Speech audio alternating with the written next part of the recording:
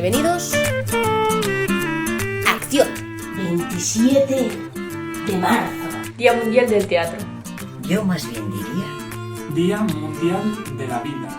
Del arte. De la tragedia. Y la comedia.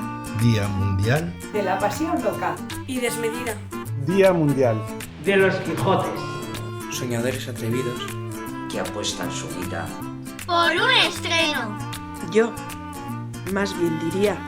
Día Mundial de Todos. Porque el teatro Es para todos. Es de todos. Y se hace entre todos. Día Mundial Del público. Y de los creadores. Que juntos forjan uniones, complicidades. historias. 27 de marzo. Día Mundial del Teatro. Yo más bien diría... Día Mundial de sueños. Alcanzado. Por alcanzar. Y de reflejos. De la sociedad. Día Mundial. De la sangre. Porque hacer teatro cuesta sangre. Y al mismo tiempo, El teatro. Es la sangre.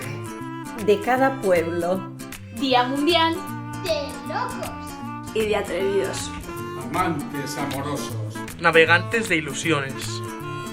Y fabricantes de esperanza. 27 de marzo. Día Mundial del Teatro.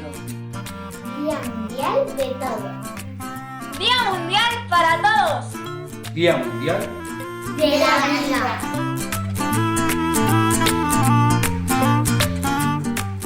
Luces, cámara, acción. Que se abra el telón. Arriba el telón. Vamos. Arriba el telón. Arriba el telón. Butaqueros, que viva el teatro. Es la energía que necesitamos para seguir en esta lucha. Y ¡arriba el telón! a pesar del virus, ¡viva el teatro! ¡Feliz día de teatro! ¡Feliz día del teatro! La vida es una obra de teatro.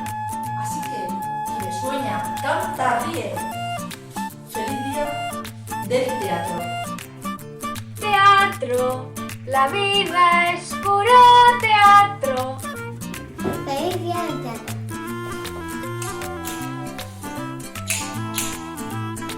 ¡Feliz día del teatro, butaqueros! Feliz Día del Teatro. ¡Que viva el teatro! ¡Por siempre! ¡Para siempre! Feliz día del teatro y que empiece la función. ¡Mucha mierda!